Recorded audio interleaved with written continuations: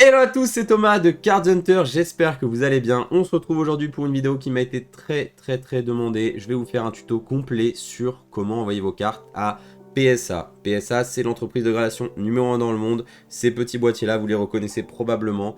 Ils acceptent depuis maintenant un peu plus d'1 an les cartes en français, toutes les cartes en français. Avant, c'était limité aux 7 de base. Et je vais vous détailler comment envoyer vos cartes, combien ça coûte, la douane, l'envoi, etc. Je vais tout vous dire sur PSA aujourd'hui, chose qui n'était pas disponible avant en français en tout cas. N'hésitez pas à lâcher un petit like, un petit commentaire si cette vidéo vous apprend quelque chose. Et on se retrouve tout de suite pour le tuto.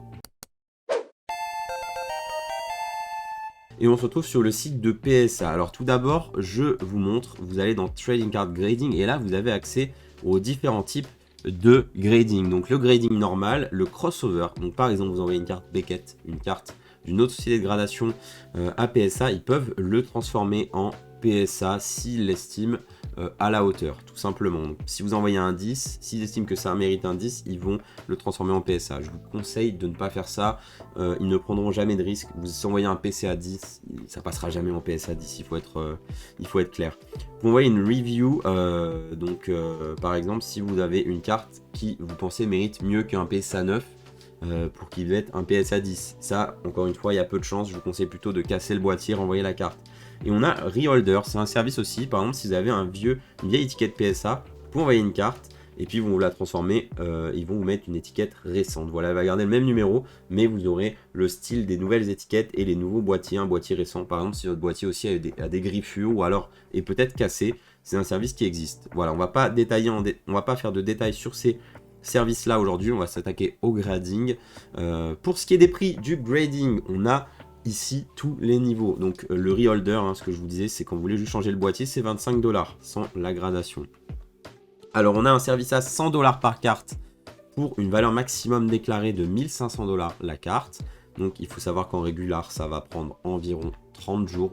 Voilà, entre 2 et 4 semaines pour recevoir votre carte. Vous avez l'Express qui est à 150 $ la carte. Ici, on va compter environ 2 semaines pour récupérer vos cartes. Voilà, ça va être à peu près une semaine pour être gradé, mais on va dire entre l'envoi, le retour, c'est à peu près 2 semaines.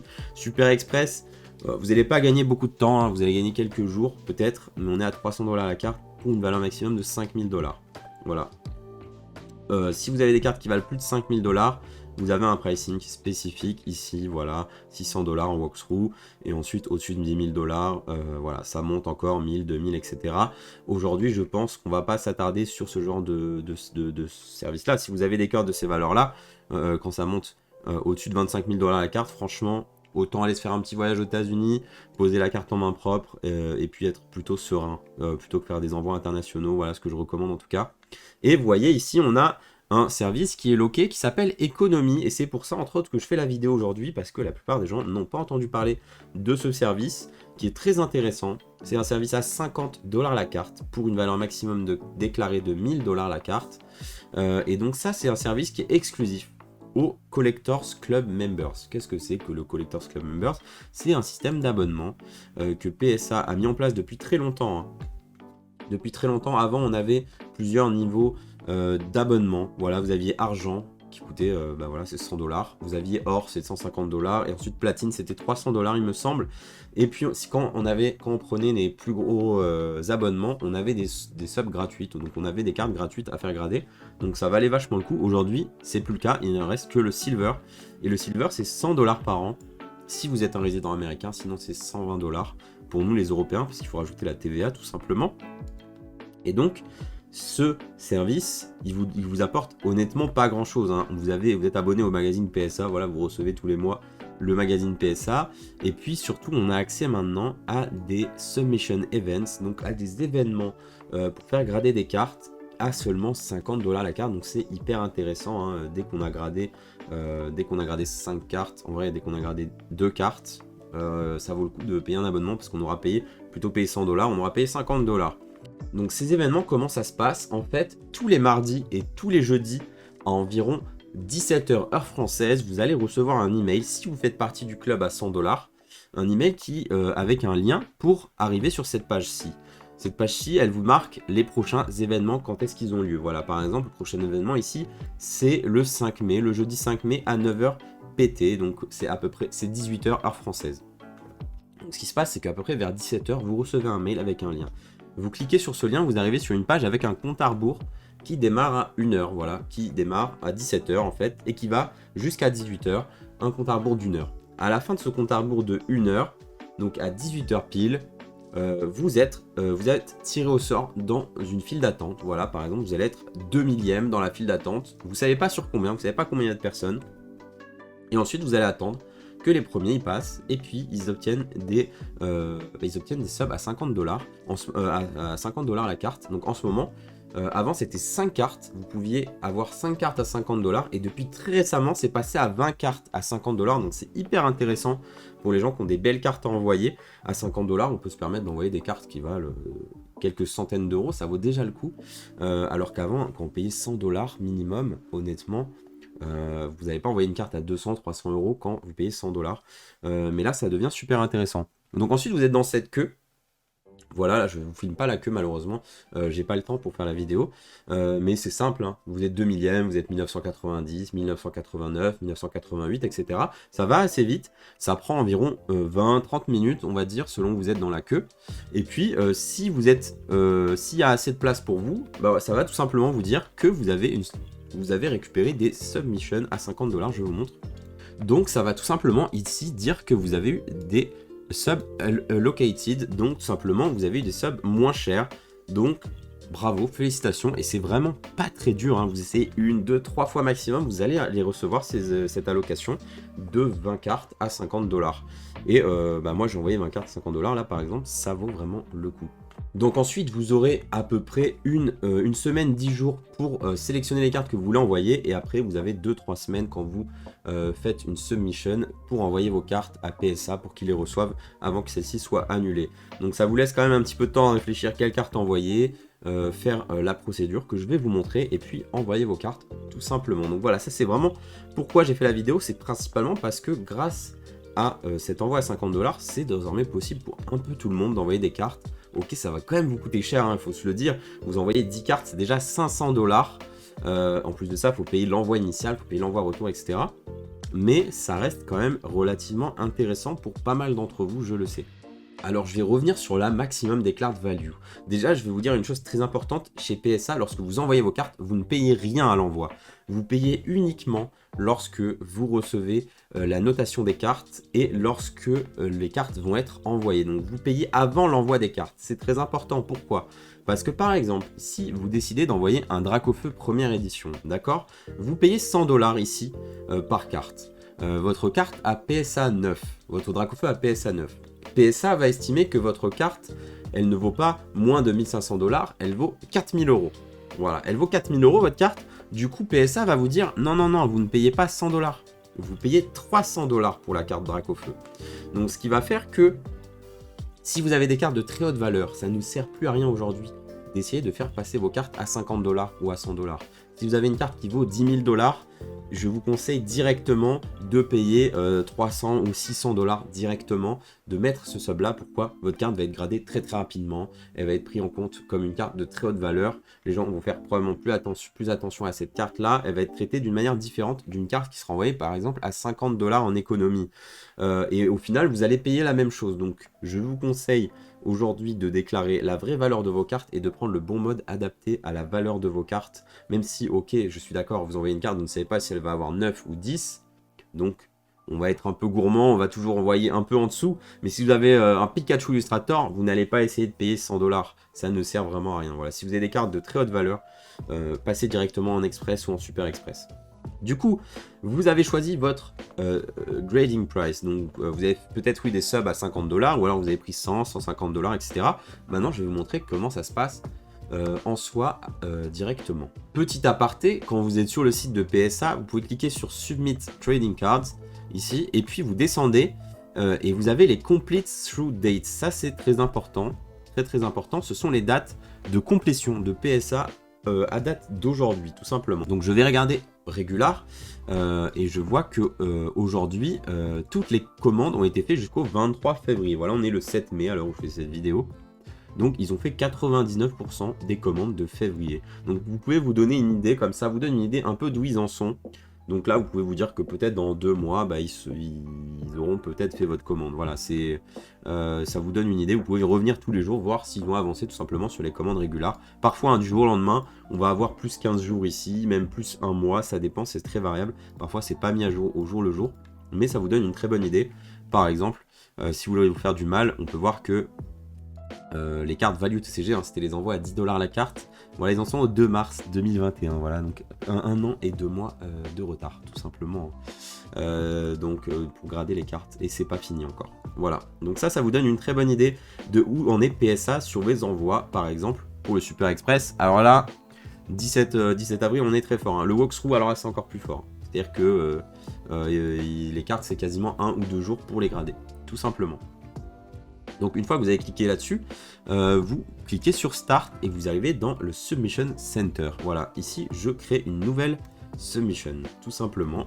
Donc je crée un nouvel envoi. Alors ici on va me demander le format de ce que j'envoie. Nous, ce qui nous intéresse pour les cartes Pokémon, c'est régular. Mais bien sûr, il y a d'autres formats de cartes, des cartes Jumbo par exemple. Ça, je ne suis pas un expert. Les pièces, etc. Les tickets, voilà. Ça, c'est pas ma spécialité. Je vous conseille de vous renseigner de votre côté si c'est ça qui vous intéresse. Nous, on veut des cartes régular ou small, même les cartes Yu-Gi-Oh, ça marche ici. Donc ensuite on arrive sur notre type d'envoi tout simplement. Donc est-ce qu'on veut grade nos cartes, est-ce qu'on veut les re-all, donc changer le boîtier, je vous ai présenté ça avant, crossover pour changer par exemple de BGS à PSA, ou alors juste review votre carte. Non, ici on veut grade la carte. Donc une fois qu'on a cliqué sur grading, on peut choisir le type de service. Est-ce qu'on veut des cartes qui ne sont pas signées? Voilà, si vous avez des autographes, par exemple des signatures, nos signatures d'Arita ou autres à faire certifier, il va falloir choisir un autre service. Donc là, vous avez les autres services, par exemple, le dual service ici, c'est pas de notes, donc vous ne voulez pas de notes sur la carte ou l'autographe, mais vous voulez un qui est marqué authentique sur votre carte, vous pouvez, c'est ce service-là. Ce service-là, on veut uniquement la notation sur la carte et une certification de l'autographe. Voilà, vous choisissez Dual Service ici. Ici, on a uniquement une note pour l'autographe, mais pas une note pour la carte. Et ici, on a une note pour les deux. L'autographe a une note et également la carte a une note. Voilà, tout simplement. Ici, on va montrer ce qui intéresse le plus de gens. De toute façon, il n'y a pas grand-chose qui change. Si vous sélectionnez ce type de service, ils vous demanderont juste qui est l'auteur de la signature. Et après, voilà. Simplement. Donc je clique sur suivant. Ici maintenant je choisis mon niveau d'envoi. Il faut savoir une chose, pour chaque type d'envoi, il va falloir faire un envoi à part. Et après on pourra regrouper les envois dans le même colis, c'est possible. Je vous montrerai ça en détail, je vous montre tout. Hein. Ce soir, hein, vous aurez vraiment tous les détails sur PSA. Si quelqu'un me pose une question après ce live, après cette vidéo, franchement c'est chaud. Donc je vais prendre régular, hein. Ça changera rien à ce qui se passe après. Donc vous allez voir. Je fais next. Ensuite, ici, voilà, vous arrivez sur l'interface principale. Ici, vous allez marquer le nom de votre carte. Alors attention, c'est pas forcément évident hein, pour trouver les cartes, surtout en français. Donc ce que je vous conseille, c'est que vous allez sur eBay, vous regardez une carte déjà existante par exemple, si vous n'arrivez pas à trouver. Par exemple, on va faire facile, on veut un Dracofeu. Alors Dracofeu, c'est un nom qui existe que en France. Donc c'est facile, je tape Dracofeu, je vais avoir que des cartes françaises.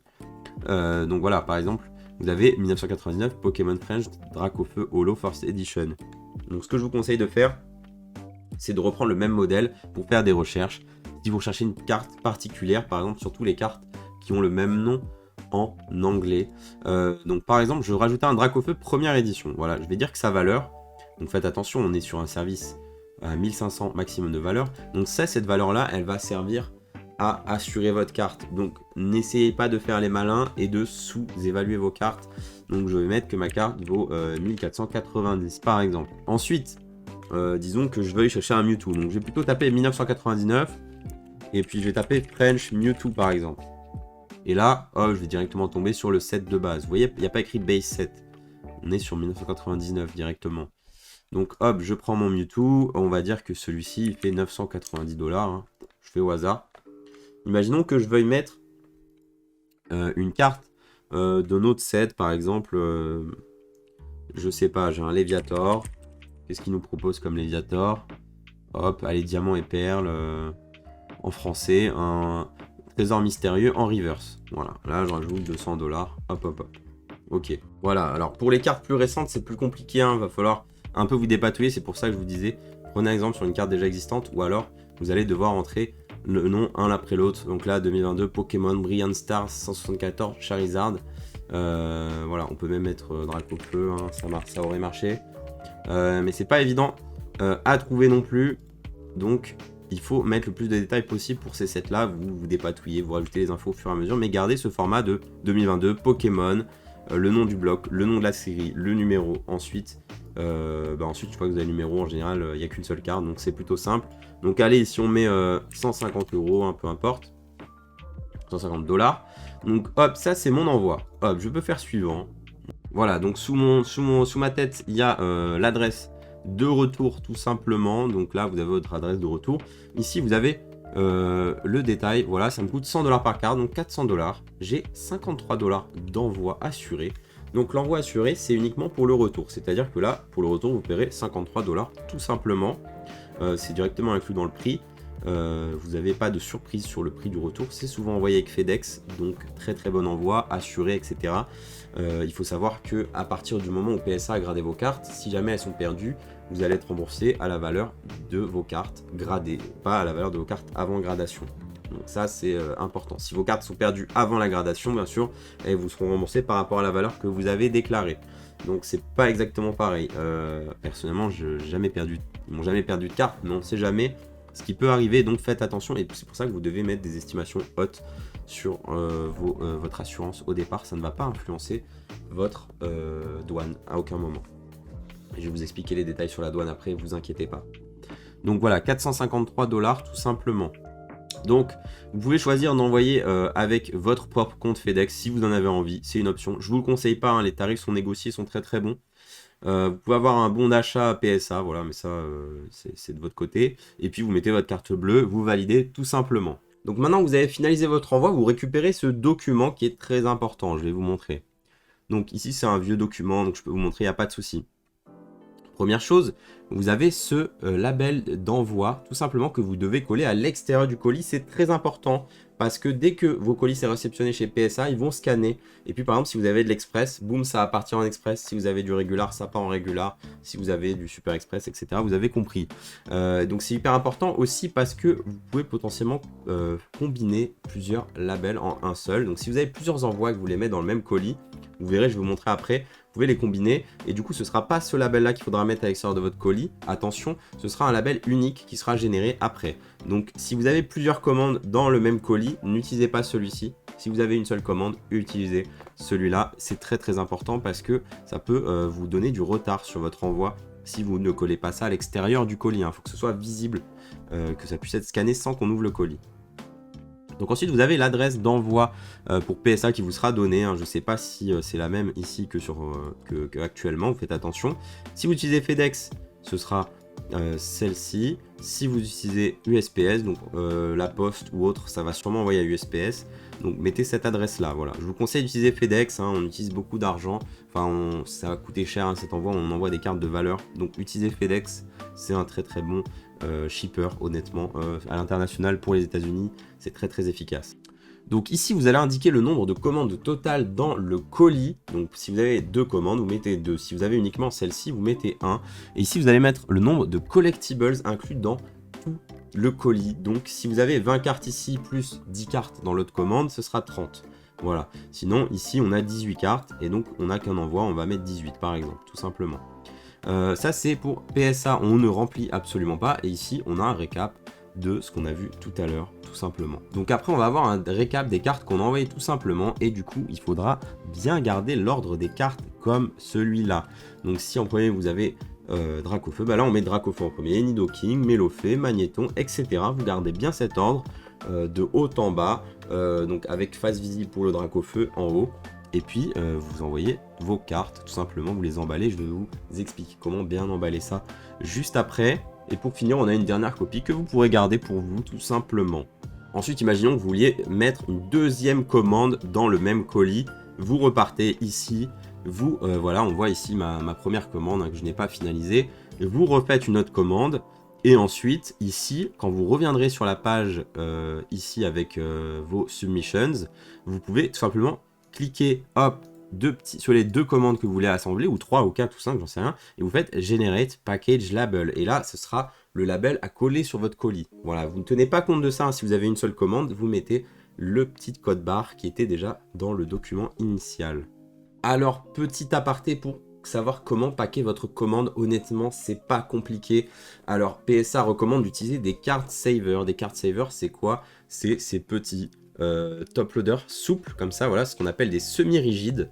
Donc ça, vous aurez du mal à en trouver sur le marché européen. Bientôt sur la boutique Card Hunter, normalement, dans les prochaines semaines ou mois, ça va arriver. Pour ceux que ça intéresse, moi j'aime bien, parce que ça permet d'avoir beaucoup de cartes dans un endroit restreint, parce que ça prend beaucoup de place les top loaders au final, et ça peut être très sympa aussi, voilà. Mais donc, ils préfèrent que vous utilisez des cartes saver. Si vous n'en avez pas, c'est pas grave, honnêtement, utilisez des top loaders, moi je le fais, je l'ai déjà fait, c'est la même chose, vous notent pas différemment parce que vous utilisez des cartes saver ou des top loaders, honnêtement, ils préfèrent les cartes saver, ça évite aussi les problèmes de manipulation. Mais bon, c'est quand même des experts, ils vont faire attention. Mais on sait jamais, on leur facilite le travail toujours. Donc n'hésitez pas à mettre un petit post-it, voilà, sur les sleeves de vos cartes. Comme ça, ce genre de post-it, hein, vous les mettez à l'arrière de vos sleeves comme ça. Voilà, bien sûr, le scotch ne touche pas la carte. Vous mettez votre carte dans le card saver ou dans votre top loader. Voilà, si vous n'avez pas ce genre de post-it là, vous pouvez couper tout simplement un post-it normal. Comme ça, eux, ils ont juste à faire ça. Boum, ils sortent la carte et directement, ils peuvent analyser l'état de votre carte sans avoir à mettre potentiellement un coup d'ongle ou quelque chose comme ça. C'est quelque chose que je vous conseille de faire également. Donc vous mettez soit des cartes saver, soit vous mettez des top loaders. Vous empilez vos cartes dans l'ordre choisi. Moi, ce que je vous conseille de faire, c'est bien sûr d'emballer vos top loaders ou vos cartes saver. Bien sûr, ce qui est vraiment problématique avec les top loaders, c'est que vos cartes, elles peuvent partir ici, hein. Par exemple, je fais ça, je tape et la carte, elle va peut-être sortir, elle va peut-être s'abîmer. C'est pour ça, hein, que c'est recommandé les cartes saver, entre autres. Dans un card saver, votre carte, là, elle sortira jamais. Elle sortira jamais, elle est vraiment bien mise en place. C'est pour ça que sur un top loader, ce que je vous conseille de faire, déjà, attention, ne double sleevez absolument pas vos cartes. Ça, c'est vraiment pas apprécié.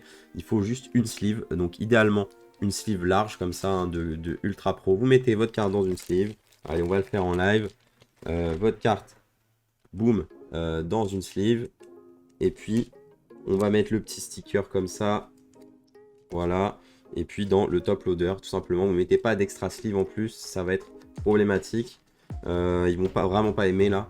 Donc, vous mettez une seule sleeve et comme ça. Et donc, pour vous assurer que vos cartes ne sortent pas ici, tout simplement, on va mettre un emballage qui va protéger ici le top du top loader, tout simplement. Donc, vous mettez un papier bulle, vous mettez un papier qui vous convient, tout simplement, sur toutes vos cartes. Vous emballez toutes vos cartes.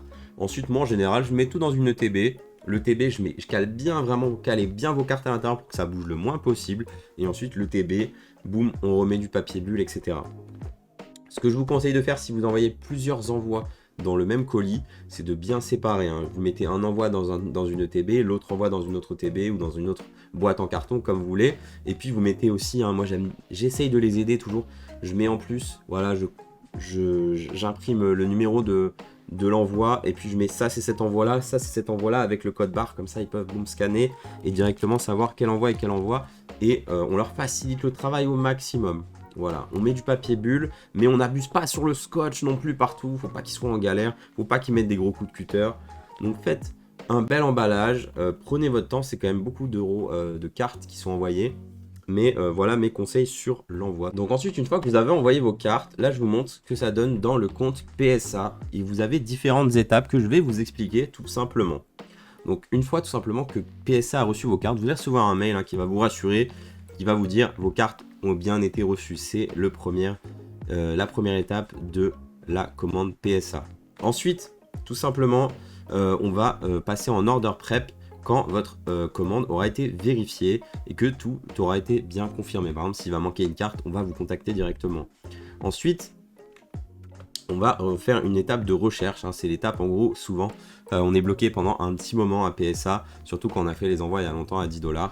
Maintenant, c'est quand même plus rapide, hein. Faut savoir que les envois à 50 $, ils sont garantis en 90 jours. Voilà. Donc, c'est relativement rapide, hein, à 50 $. On est à peu près sur un mois et demi. Et puis, quand on met à 100 $, on est à peu près sur un mois. Et je vous ai expliqué les autres tiers. Donc ici, vos cartes sont recherchées. pour voir si on peut faire les étiquettes, etc. Bon, c'est une étape un peu bullshit pour dire que c'est en attente d'être gradé tout simplement. Donc ensuite on a l'étape qui prend aussi pas mal de temps, l'étape de gradation. Donc ça, vos cartes sont en train d'être gradées tout simplement. Ensuite, assembly, c'est que vos cartes sont en train d'être mises en boîtier. Et ensuite, on a une première vérification de vos cartes. On vérifie que tout est bon, vos cartes sont bien scellées, qu'il n'y a pas de défaut sur le boîtier, de défaut sur la notation. Et puis, on a une deuxième étape, vos cartes sont vérifiées 2 fois, une fois qu'elles sont gradées et encapsulées. Et ensuite, à la fin du QA Check 2, vous allez recevoir une facture tout simplement qui va vous récapituler ce que vous avez à payer. Si d'ailleurs, s'il n'y a pas eu d'upcharge, c'est-à-dire que si vous n'avez pas eu d'augmentation de prix par rapport au prix que vous avez sélectionné de base, vous allez être débité directement. Vous allez voir un débit, hop, hop, oula, 1000 € en moins sur mon compte en banque, boum, PSA m'a facturé. Ça veut dire que votre commande va être expédiée dans la foulée. Et en général, le même jour ou le jour d'après, c'est expédié. Et voilà, tout simplement, les étapes d'un envoi PSA. Ce qui est vraiment très cool aussi maintenant, c'est que avant d'avoir vos cartes, vous pourrez aller voir vos notes, bien sûr. Donc ici, c'est un des derniers envois que j'avais fait où j'avais eu d'ailleurs 10, j'ai eu de très bonnes notes, hein, 3, 10 et 2, 9. J'étais très content. Maintenant, vous pourrez aller ici, en cliquant sur votre commande, vous pourrez cliquer sur le numéro de certification de la carte, et puis votre carte apparaît avec les détails, et puis vous avez aussi un scan recto verso de la carte, et ça franchement c'est incroyable. Vous pouvez déjà frimer avec vos potes avant même d'avoir reçu vos cartes en retour. Donc il faut compter à peu près 4-5 jours une fois que vos cartes sont envoyées via FedEx pour les recevoir. Parfois c'est même plus rapide que ça, parce que FedEx c'est vraiment rapide. Donc voilà, vous avez le dos et le recto et le verso de votre carte, c'est magnifique. Vous pouvez frimer sur Instagram et puis avoir tous les détails de votre carte, c'est aussi très cool. Voir la population de la carte, 624 déjà, en PSA 10, ok. Je vous ai pas parlé d'une chose, c'est la douane, on va en parler tout de suite. Donc il faut savoir que à l'envoi, si vous déclarez une valeur, le colis risque d'être douané tout simplement, et du coup à réception PSA va vous demander de payer la douane. Si on leur demande à eux de payer 100 $ de douane, on va vous demander à vous de payer les 100 $ de douane de l'aller. Donc ce que vous pouvez faire, c'est qu'à l'envoi initial vous pouvez sous-déclarer, hein, ça reste à votre grand risque. Donc vous pouvez dire que vous envoyez juste un colis à un proche et qu'il y a 10 $ dans le colis. Dans ce cas-là, vous n'aurez pas de douane à l'arrivée aux États-Unis. Par contre, s'il y a un problème sur cet envoi initial, tant pis pour vous. Donc c'est un risque à prendre, c'est vous qui voyez. Soit vous assurez à valeur max, vous risquez de payer de la douane à l'arrivée chez PSA. Et puis vous avez la douane retour. Comment ça se passe concrètement? C'est ce qui fait peur à beaucoup de gens. Eh bien, il ne faut pas s'inquiéter. La douane retour, vous en aurez, hein, bien sûr, mais vous paierez la douane retour uniquement sur la valeur de votre gradation chez PSA. Donc, tout simplement, si vous avez payé 1000 $ de gradation, mais vous avez peut-être 10 000 $ de carte, vous allez payer la douane que sur les 1000 $ que vous avez payé à PSA, ce qui est normal au final. Vous récupérez un bien qui vous appartient, et ça, PSA s'en charge de base. Donc, c'est super bien, vous n'avez pas de démarche à faire auprès de la douane. Quand vous allez recevoir vos cartes, on va vous demander de payer que la douane sur la gradation de PSA. Voilà, que sur le service de PSA. Du coup, ne vous inquiétez pas, hein, vous envoyez des cartes à 10 000 €, vous n'allez pas payer 2000 € de TVA, vous allez payer, si c'était 1000 $ de gradation, vous allez payer peut-être 200 $. Voilà, 20% de ce que vous payez à PSA, c'est à peu près ce que vous allez payer à la douane de FedEx, tout simplement. Donc pour l'envoi initial, je sais qu'il y a moyen aussi de déclarer que c'est pas un envoi qu'on fait de marchandises. Donc ça, je vous laisse voir directement avec FedEx ou avec la personne ou le service avec lequel vous envoyez. Il y a moyen probablement d'assurer le colis et de dire que c'est quelque chose qui va nous être retourné après. Ça, j'ai pas l'info malheureusement. Il faut s'adresser directement à des gens qui font de l'import-export comme métier. Je pense qu'il y a moyen de déclarer que cet envoi va nous être retourné et du coup de ne pas payer de douane. C'est possible, je ne sais pas comment faire, mais c'est possible. S'il y a un expert de la douane dans le chat, dans les commentaires, n'hésitez pas. Donc voilà pour la douane. Je vous ai expliqué tout ce qu'il fallait faire pour envoyer vos cartes à PSA, pour le retour. Maintenant, je vous laisse vous amuser avec ça si vous en avez envie. Moi, je ne fais pas d'envoi groupé, arrêtez de me demander. Hein, j'avais peut-être dit ça dans une vidéo il y a très longtemps, mais c'est plus d'actualité. Je ne prends pas le risque pour les gens. C'est à vos risques et périls. Hein, il y a quand même du risque. On fait un envoi international. On envoie une société loin. Il peut se passer des choses. Ça peut arriver. Je pense que ça arrivera rarement. Mais je vous souhaite que ça ne vous arrive pas en tout cas. Et puis voilà, j'espère que j'ai répondu à toutes vos questions sur votre envoi à PSA. Maintenant, je vous dis à très très bientôt pour une vidéo, pas mal de vidéos sur la gradation qui arrivent dans les prochaines semaines. Notamment, je vais vous présenter les 3 nouvelles sociétés qui pour moi ont une valeur ajoutée en France, qui se lancent pour la gradation française. Alors ça va pas rivaliser PSA, bien sûr, ça n'arrivera jamais, hein, malheureusement. Mais en tout cas qui rivalise très très fort avec PCA et toutes les autres sociétés déjà implantées en France. Voilà. Donc on se retrouve pour plein d'autres vidéos sur Pokémon et la gradation. En attendant, je vous souhaite une très bonne soirée.